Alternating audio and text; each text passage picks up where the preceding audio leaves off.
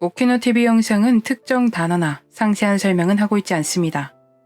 영상 시청 전에 커뮤니티에서 글을 확인하신다면 훨씬 도움이 되실 거라 생각됩니다. 이 사건은 전에 한번 다루었던 사건으로 다시 정리하여 만들어 봅니다. 개인적으로 굉장히 흥미로웠던 사건 중 하나였죠. 이 사건은 외국에서 나름 유명한 이야기입니다. 이 영상에 나올 여성 두 사람은 과연 환생과 관련이 있는 것이 맞을까요? 여러분도 들어보시고 이게 우연인지 아니면 정말 환생에 관련된 것인지 생각해 보세요. 오늘 이야기 시작하겠습니다. 메리 애시포드는 영국 버밍엄 교회의 어딩턴 안의 파이프에이즈 공원에서 생을 마감했습니다. 1817년 그녀는 당시 20살이었습니다. 춤추는 것을 좋아했고 친구들과 외출하는 것 또한 좋아했습니다. 좋아한 만큼 마지막 날까지도 취미를 즐겼습니다. 5월 26일 저녁, 메리는 친구인 한나와 하이번하우스에서 이루어진 무도회에 참석했습니다. 그곳에서 아브라함 손튼이라는 남성을 알게 되고 즐겁게 그와 어울렸습니다. 충분히 무도회를 즐긴 그들은 돌아가기 위해 함께 나옵니다. 아브라함 손튼과 메리가 먼저 무도회를 떠나고 한나도 잠시 뒤 무도회를 떠났습니다. 그리고 다음 날 아침 얕은 웅덩이에서 메리가 발견된 것입니다. 마지막으로 함께 있었던 사람이 아브라함이었기에 그는 곧 체포됐습니다. 무도회 날 그와 함께 있던 사람들에 따르면 아브라함 손튼이 이상한 말들을 해댔다고 합니다. 야, 봐라. 내가 메리랑 친해질 테니까. 라는 식의 별로 좋지 못한 말들과 태도였습니다. 어떻게 했는진 모르겠지만 그의 말처럼 메리와 아브라함 손튼은 함께 춤을 추었고 자정에 두 사람이 어딩턴을 향해 걸어가는 것이 사람들의 눈에 띄었습니다. 새벽 4시, 메리는 친구 한나의 집에서 옷을 챙겼고 이때까지만 해도 그녀는 밝고 건강한 모습이었습니다. 그로부터 15분 후, 메리는 본인이 사는 곳으로 혼자 걷고 있는 것이 목격되었습니다. 다시 시간이 흘러 오전 7시, 메리가 발견된 것입니다. 검사 결과 좋지 못한 일이 있었던 것을 발견, 아브라함의 의류도 조사를 합니다. 그곳에서 메리의 DNA를 발견했습니다. 또한 그 주변의 발자국들이 아브라함의 부츠 자국과 일치했습니다. 이것은 발자국을 식별하는 초기 기록 사례 중 하나가 됩니다. 아브라함 손튼은 3명의 증인 덕분에 첫 번째 재판에서 무죄 판결을 받게 됐습니다. 그 때문에 많은 사람들이 항의를 했습니다. 이런 얼토당토 않는 판결에 메리의 남동생인 윌리엄이 다시 이의를 제기했습니다. 이 이의 제기 때문에 손튼은 화를 냈고 나는 무죄야 라며 장갑을 바닥에 던졌는데 이건 오래된 관습이라고 합니다. 그 외국 영화 보면 결투를 신청한다며 장갑을 던지고는 하죠. 이것을 권리를 행사한다라고 한답니다. 그러니까 나는 이런 결투를 신청할 정도로 무죄야.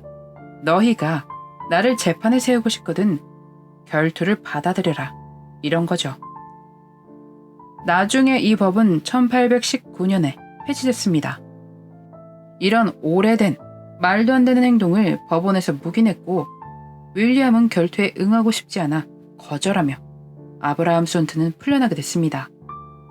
이 당시 기사도 혹은 남자다운 것이 중요한 시대라 이런 얼토당토하는 것이 이루어진 거죠.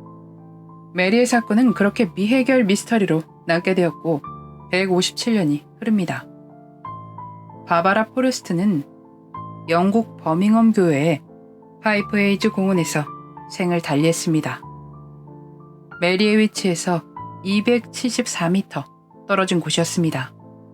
1974년 5월 26일 20살의 바바라는 남자친구와 함께 밤의 파티를 즐기며 춤을 추고 시간을 보냈습니다. 이때가 바바라의 건강한 모습을 본 마지막 순간이었습니다. 그녀는 공원의 얕은 도랑에서 발견이 됩니다. 이 사건으로 마이클 손튼이라는 남성이 체포가 되는데 그는 바바라와 같은 곳에서 일했던 사람이었습니다. 1975년 그의 의류에서 DNA가 발견됐고 알리바이도 거짓으로 확인되며 기소됐지만 증거 부족으로 이 사건은 기각됩니다. 그렇게 그는 무죄가 됐습니다. 이 두 사건은 여전히 미해결인데 두 사건의 닮은 모습 때문에 사람들은 바바라가 메리의 환생이 아닐까 의심을 하기 시작했습니다. 의심을 하는 이들의 견해에 따르면 첫 번째, 두 사람은 둘 다 20살이었으며 친구들과 어울리고 춤추는 것을 굉장히 좋아했습니다. 두 번째, 두 사람은 모든 일이 일어나기 전에 어쩐지 무언가가 벌어질 것만 같은 느낌을 받았다고 합니다.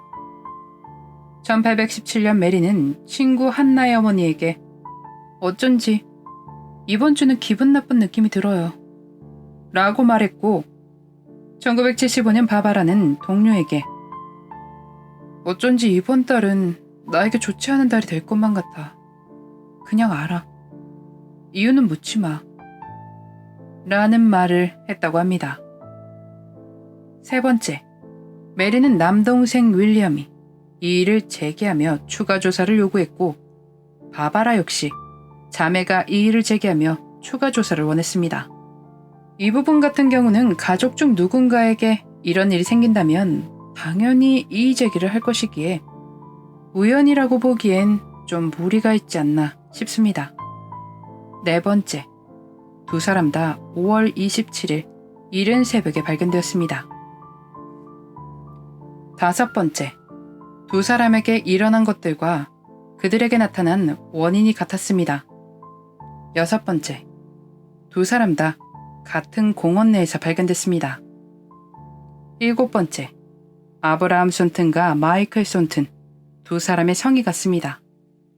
여덟 번째, 아브라함 손튼도 마이클 손튼도 무죄를 받았습니다. 라는 의혹들을 제기하고 있습니다. 메리는 정말 157년이 지나 바바라로 환생한 것일까요?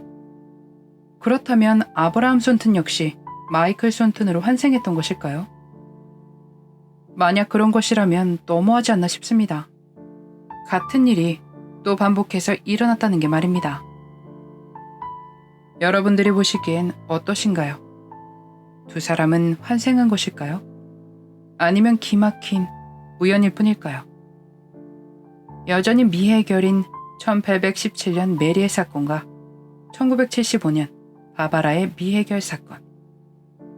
그런 두 사람이 환생에 얽혀있다는 그날의 미스터리 이야기였습니다.